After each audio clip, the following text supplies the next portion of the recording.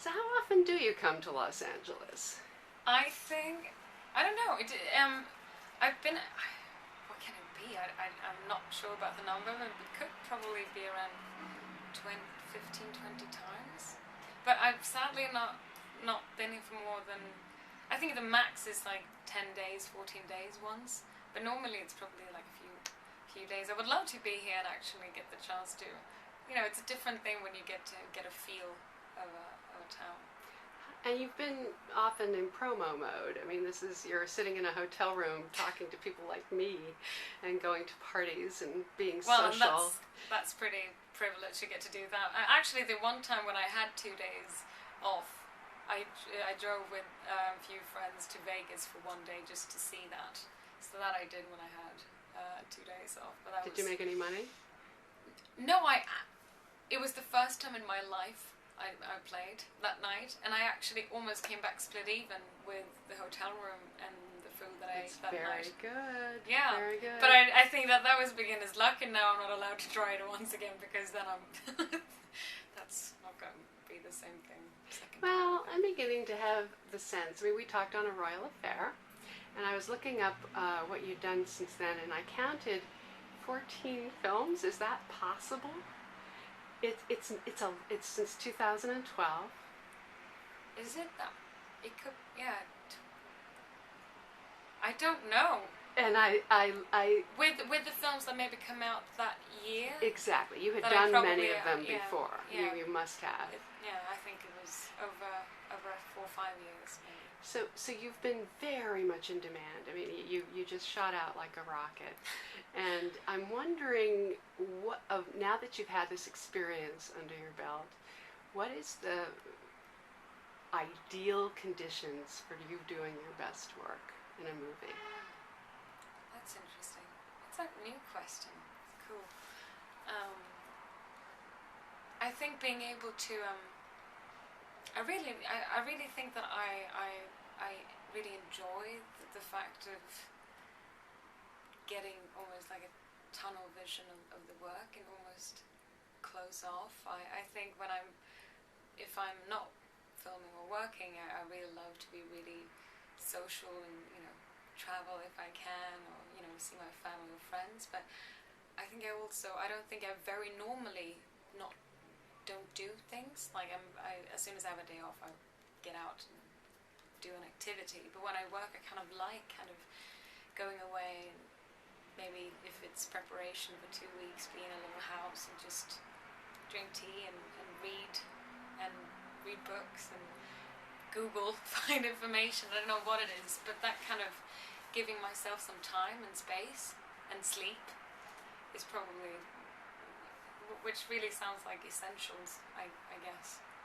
How much has your experience as a dancer given you a kind of drive and discipline that has served you well? I think it's what I've taken with me as much now when I don't dance, and in one way because I tried out for theatre school twice, but I didn't get in.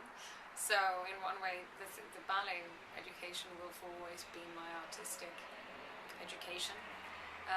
But even though I don't dance anymore, I think the body awareness, of course, that I can use unconsciously or knowingly in a film, but already when you start when you're 9 years old, you knew as a group of girls and boys that you kind of had to do the work. So I think growing up with that is something that I actually went back to my school in Stockholm about a year ago. I hadn't been there since I was, it's almost 8, 9 years. But it was interesting when I saw the students there, and I kind of felt like I could see that the drive that they had. I was like, wow, I really wanted to go up and thank my teachers, because I said that drive is something that has been a gift, really, I think. So this movie required a lot of digging and research into the real Gerda, into the one, am I saying her name right? Gerda. She's a remarkable woman, and I wondered if you could describe how you and the screenwriter and the director moved her into the future a little bit? Well, well, it's interesting because I think it's moving into the future or just realizing what kind of aspects that she must have had that is very modern, for, especially for that couple to go through what they did in a time when there was no reference of what Lily goes through in her transitioning. And I think it was more like finding whatever we thought was that modern woman, maybe also, like you said, for a modern audience to relate to her. And one of those things was, of course, that she was an artist, but she was also a working woman in the 1920s, and in one way that is just a huge thing. And when we went back and found photos of her and Gerda and Lily, I mean, this was before you could take photos wherever you go on Instagram, of course, and all of that, but you knew that it had to be an effort to go and take a photograph.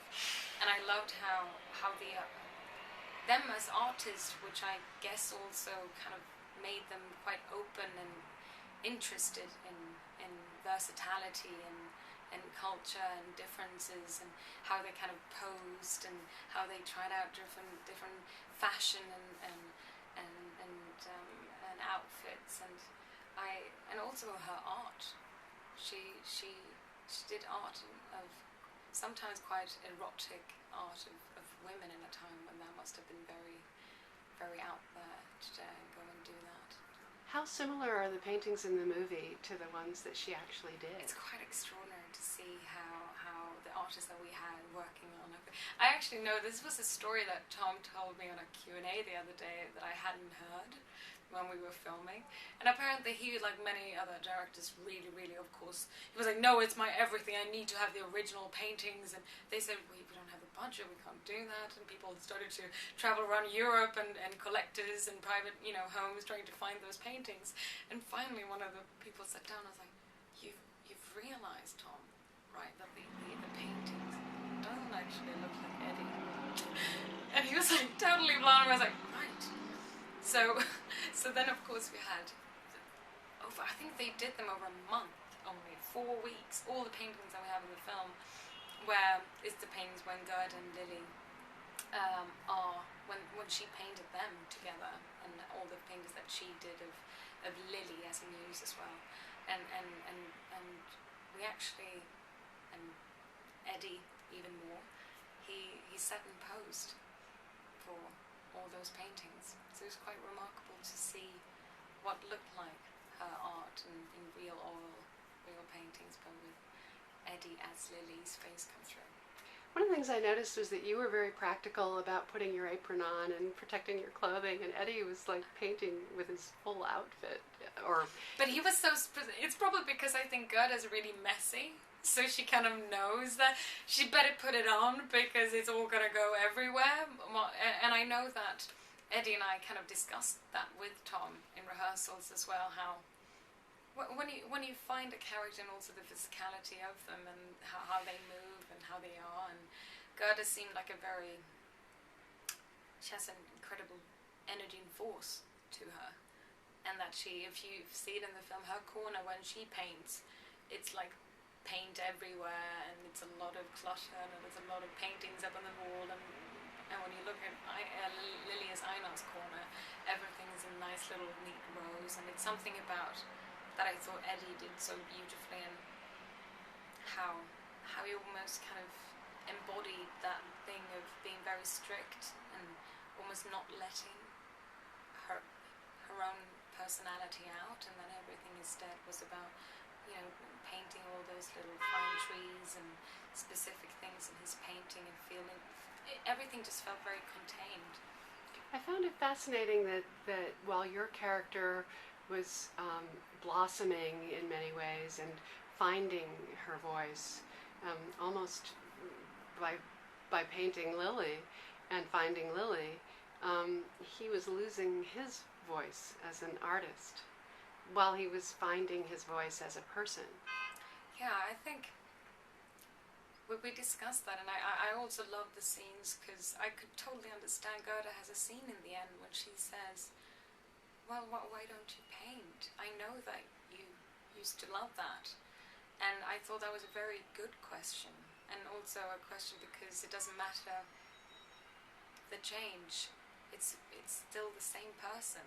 And that's also something that she points out in the scene when Lily as Einar refers as, well, you were married to Einar, and she was like, no, really, it was you and me.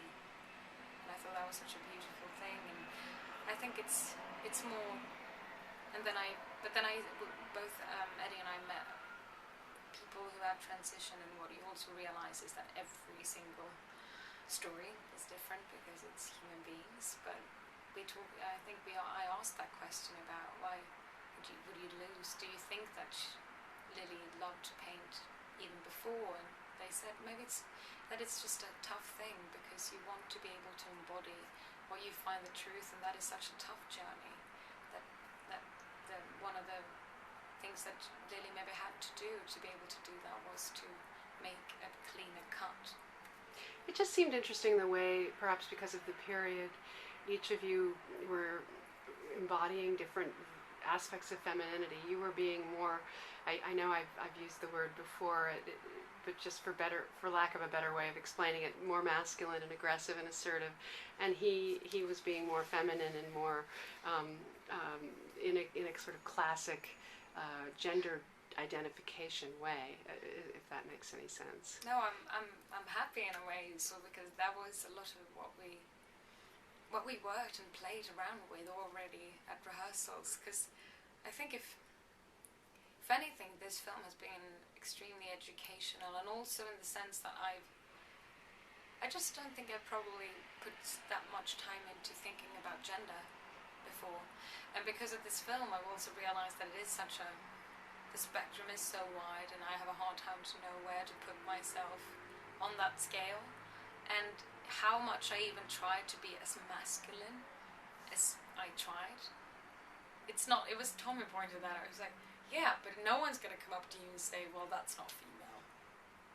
Because we're just, in society, we're just brought up with assuming that is just what it is, because whatever they see on the outside is female. So it was fun to play around and see what Eddie and I could exchange in whatever we would consider to be male or female mannerisms.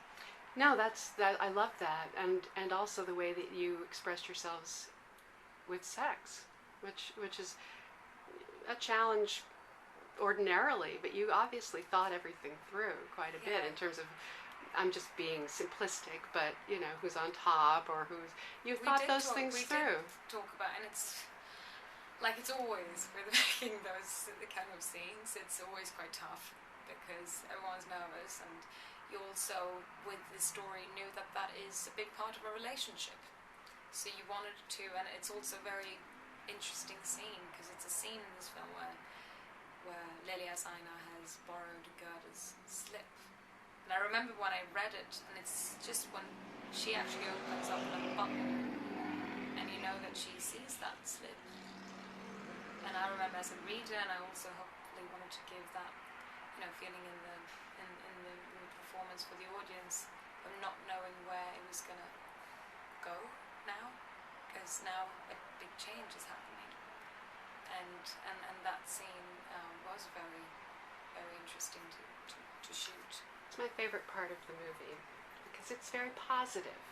There's something expressive and explorative and experimental, and you're right, it's unpredictable, and it's not like we know where it's going to go. I love that. And it kind of also has to be, because in the end, even it is a very tough journey that they're both on, but in the end, it needs to be that it all is done because of somebody really, really longing for and enjoying being given the possibility to truly become themselves, and for somebody to see that and want to support that. Well, we all have a lot to learn about this, I think. I'm not alone in that regard. So you had an amazing year. You did Ex Machina, you did The Man from U.N.C.L.E. It's like those two movies coexisted. Yeah, very different from also Danish Girl. Very different films. And then you have coming up the Bourne sequel. Where are I'm you shooting on? it Is right that now. what you're away from? Because we went DC yesterday. I have few You more had a days. presidential thing. Yeah, well, he was Not because there. no, it's sad enough because what's going on in the world. But it was pretty extraordinary being there yesterday. I was very moved to have that you have a president who is the first one to actually use the word transgender, who brings this community in and acknowledge and honour people in the transgender community for what they do in media and film. I thought that I was allowed to be in that room was pretty extraordinary. Cool. Did you see Tangerine? I haven't, but Maya, the lead actress, I hung out with her yesterday. I'm so longing for seeing that film. It's good. Yeah. It's good. It got some indie spirits today. It did very well. And The Light Between the Oceans? Yes. Where are you on that? It's in. I quite recently saw an edit in New York with Derek, so that's coming out next year. That's an incredible cast. Yes, it is, and Derek is an amazing. I was a huge fan of both Blue Valentine and The Place Beyond the Pines, and he was really one of those directors that I dreamt to meet. So it was. He works like every director. It's very special, but it was a very new way of filming. Can you describe it? Well, he's very much. First of all, he never says action or stop. So I remember in the beginning, I very many times found myself. I think everyone else is acting now, so I better stop doing that as well. But also that he kind of creates a world where it's not improvisation, because you actually in the end do the scene and the words that were written. But we were in this house, and the actors. If you make a cup of tea, you actually do go and make a cup of tea, or you go out to the garden and you chop down, or you go to the chickens and you get your eggs, and you go and take care of the horses. And I had never tried to milk a goat, but I had to try and do that. Things like that whilst making the scene makes it a very. We often did takes. We didn't use film, but we did use digital, and I think those memory cards are about 45 minutes. So I think we did about. I was told this afterwards in the editor room. The editor looked at me, and Derek just like shook his head, but he said, "Yeah, it was about 5 hours of footage every day." So some actors are used to that. Did you enjoy it? Did you cotton to it? I really, in one way, I felt it was quite liberating. I felt a bit like I really got to play. And also in the film, this young girl has a very big part.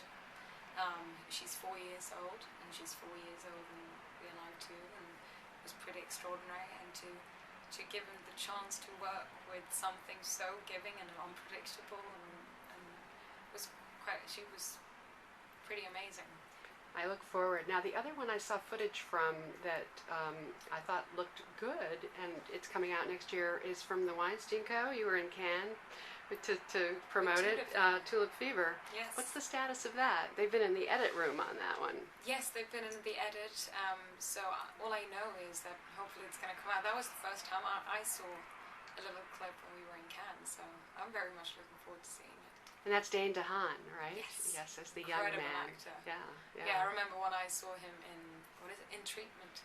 Both him and Mio Wasikowska a few years later.